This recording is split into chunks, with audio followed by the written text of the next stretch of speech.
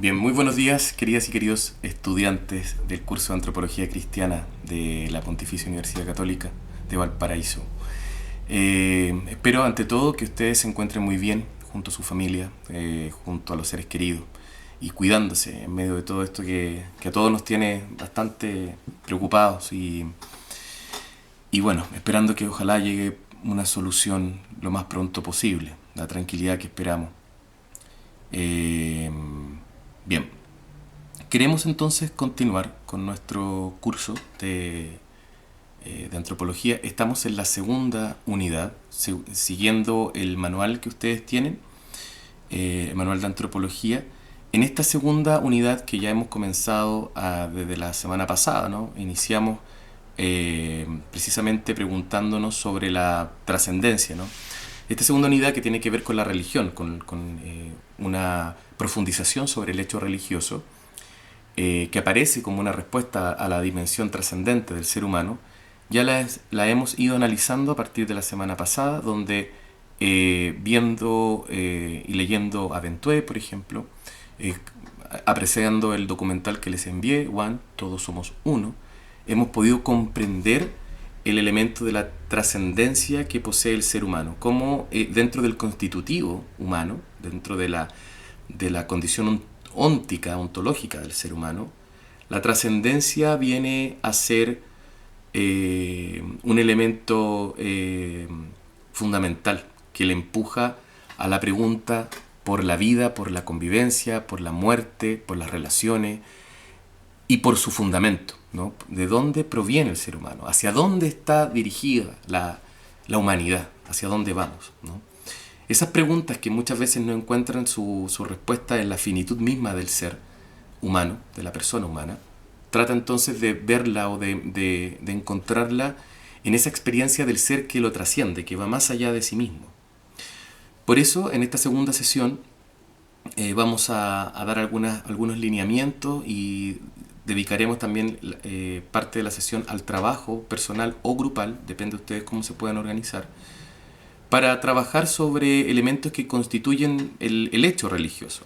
Eh, Nosotros en esta segunda sesión entonces nos dedicaremos a ello, tratando de abordar los contenidos sugeridos dentro de la sesión, que tiene que ver con la dimensión religiosa del ser humano, las explicaciones que hay al respecto, el hecho religioso, que lo entendemos a partir de las categorías de mito, rito y etos, y también las categorías de lo profano y lo sagrado. Ahora bien, solo aclarar que cuando nos referimos al hecho religioso eh, o a lo religioso, no nos estamos refiriendo únicamente a las creencias tradicionales, no nos estamos refiriendo solamente a dogmas, sino a una completa vivencia metafísica, ¿no? Como la captación de la experiencia del ser más allá de uno mismo.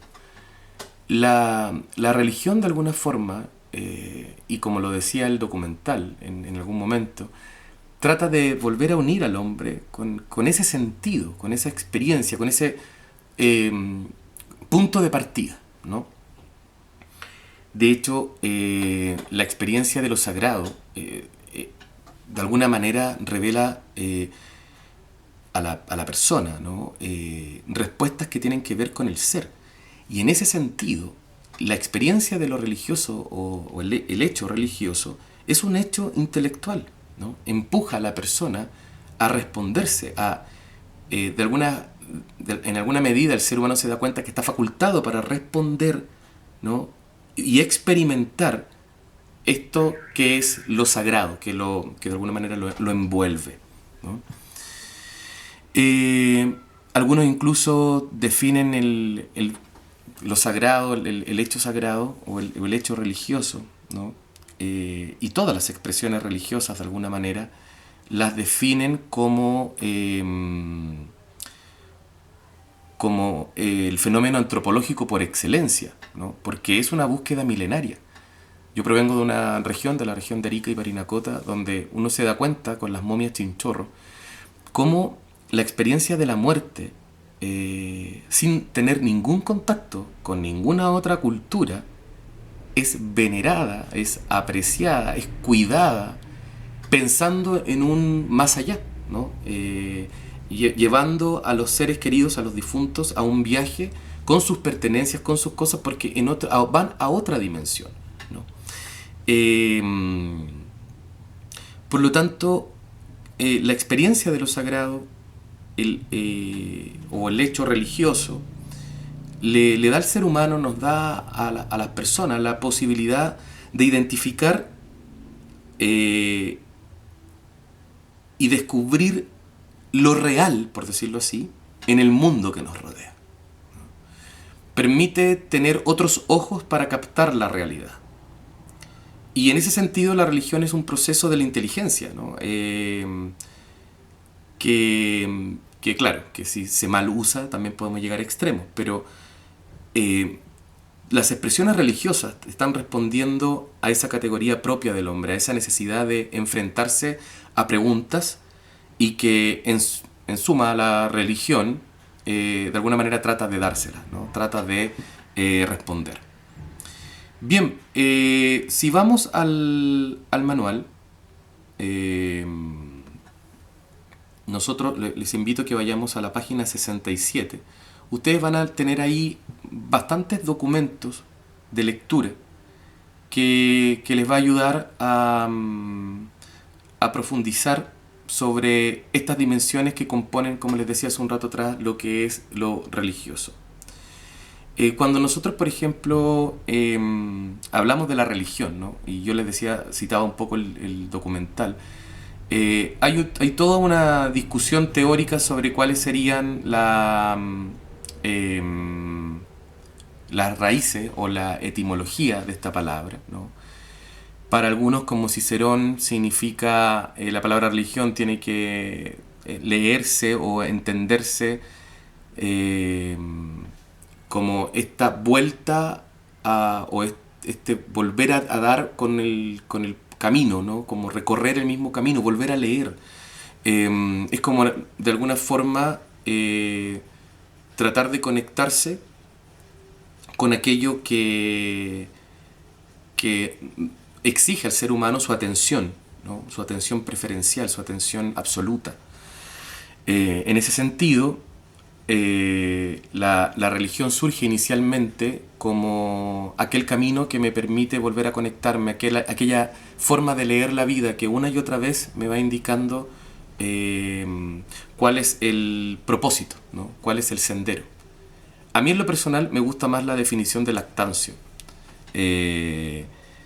que además es una de las definiciones más antiguas que podemos encontrar, que deriva la palabra religión, según él, de la palabra atar de nuevo, que esa es también la explicación que nosotros recogíamos hace unos minutos atrás. Por lo tanto, la religión es volver a ligar al hombre con Dios o con su fundamento, ¿no? Al ser creados por Dios, ¿no? Al ser creados por la naturaleza divina, de alguna forma estamos invitados a volver a ligarnos a esa naturaleza. Venimos de esa naturaleza y vamos hacia esa naturaleza. Por lo tanto, las religiones están al servicio de volver a ligar al hombre con su punto de partida, con su sustrato inicial. San Agustín, que también va a dar una teoría sobre el concepto religión, lo tomará desde el latín y hablará de religere, que significa reelegir, ¿no? De alguna manera, para él, el ser humano está invitado a optar siempre por Dios, ¿no? A elegir a Dios, a elegir lo divino, digamos, ¿no? Porque solo en lo divino encuentra su real fundamento. Para Agustín es importante decir que él define a Dios como el amor, por lo tanto, que yo creo que es una de las pocas cosas buenas que salva a Agustín. Por lo tanto, cuando dice que Dios es amor, ¿no? o lo define como el amor, volver a elegir el amor es en el fondo la manera que tiene el ser humano de trascender, ¿no? Y de conectarse con esa con el punto más profundo de su existencia. Esa invitación a que en el fondo solo a través del amor podemos expresar dentro de nuestra existencia lo mejor de cada uno, lo que podríamos decir la mejor versión de cada uno. Por lo tanto, las religiones lo que hacen es, uniendo un poco las tres ideas, ¿no?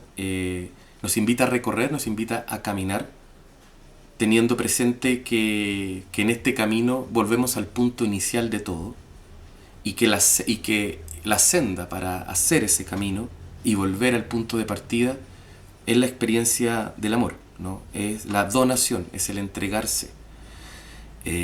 Saliendo de sí parece que nos encontramos con nosotros mismos. Esa sería como la forma más simple, quizás sintética de decir esto, ¿no?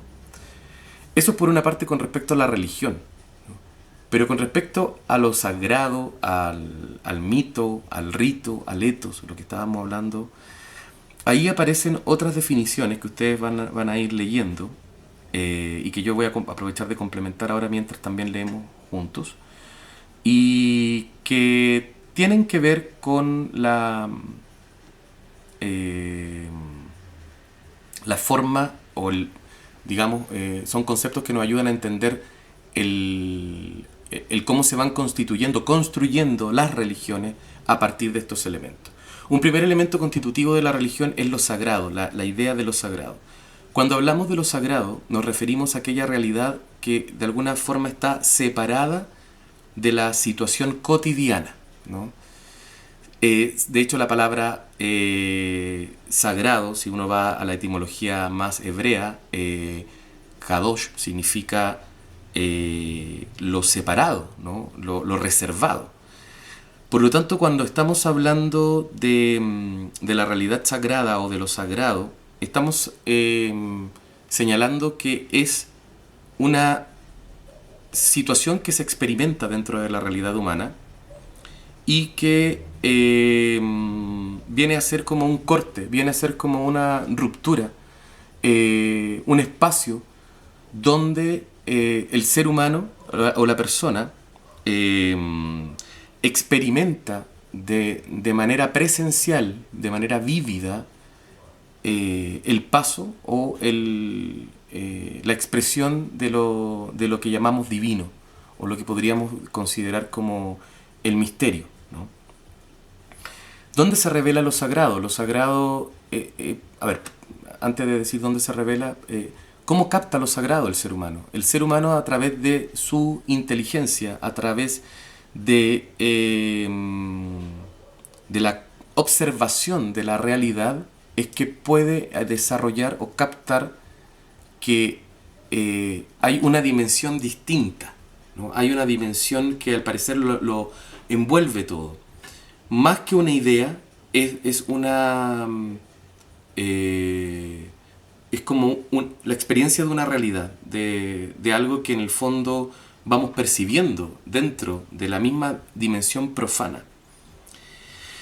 Es lo que en el lenguaje religioso o fenomenológico de las religiones se denomina como hierofanías, ¿no? Manifestaciones sagradas, no divinas, que es una teofanía, la manifestación del Dios, ¿no? Las hierofanías son manifestaciones sagradas, ¿no? Uno puede, por ejemplo,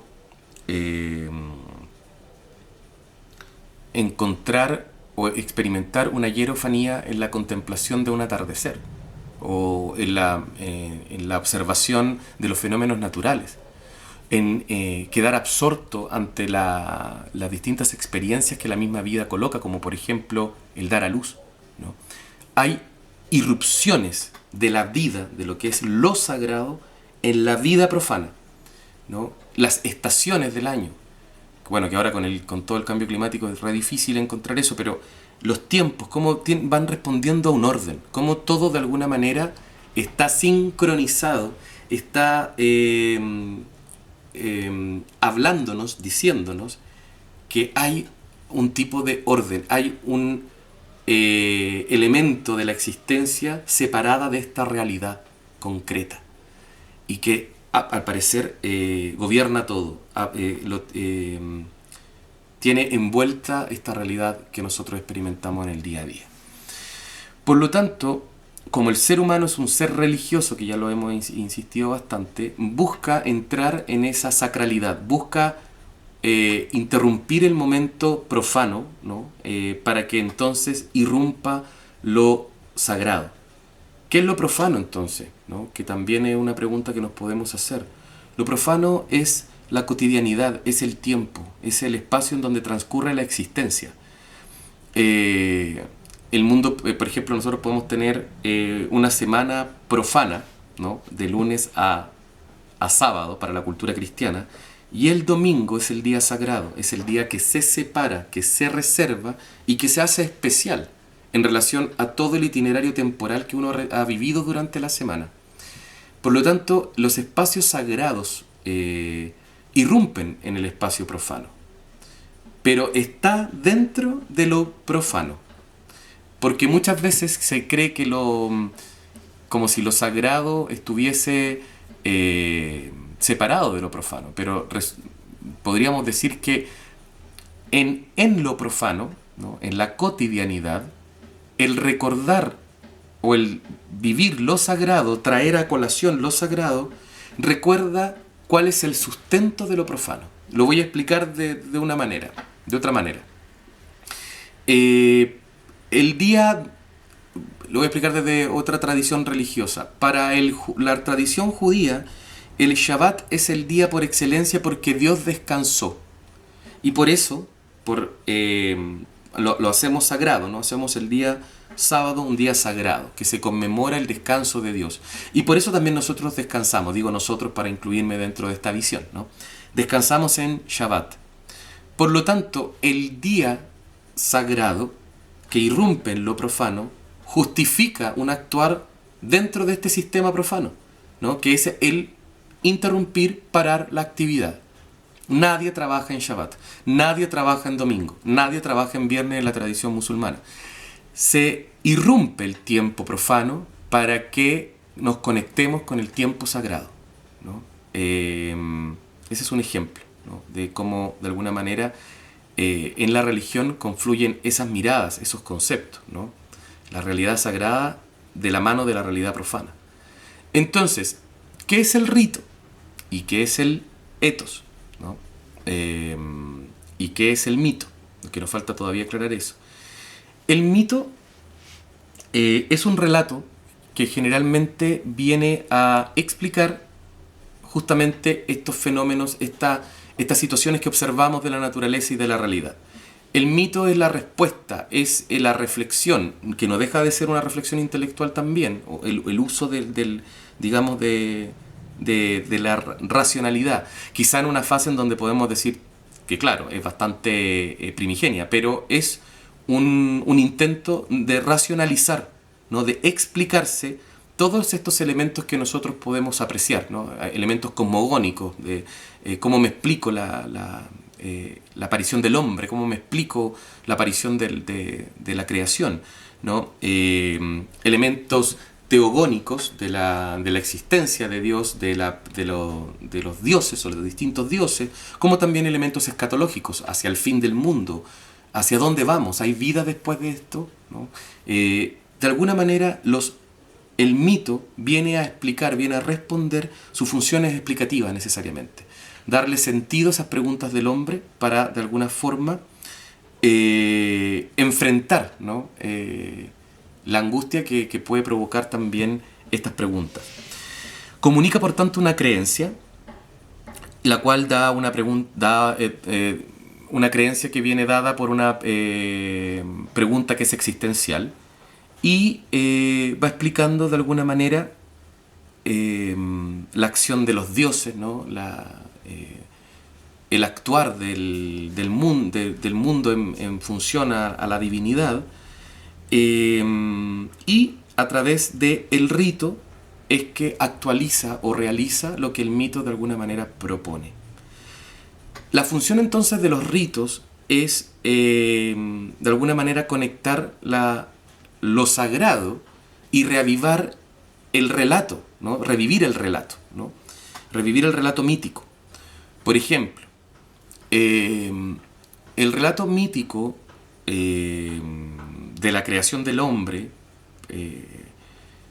la creación que aparece en el capítulo 2 del libro del Génesis, es una manera, es un relato que nos viene a explicar de dónde provenimos, quién es el creador de todo, y que se actualiza a través de un rito, como por ejemplo, en el caso del mundo católico, la Eucaristía, que cada vez que recuerda ese mito, recordamos, ¿no? Celebramos en el rito que estamos en total vinculación y dependencia con Dios, que hay un Dios que ha creado todo, que es el creador de todo. Celebramos en el rito la vida que se nos ha regalado y que el relato mítico nos recuerda de dónde provenimos.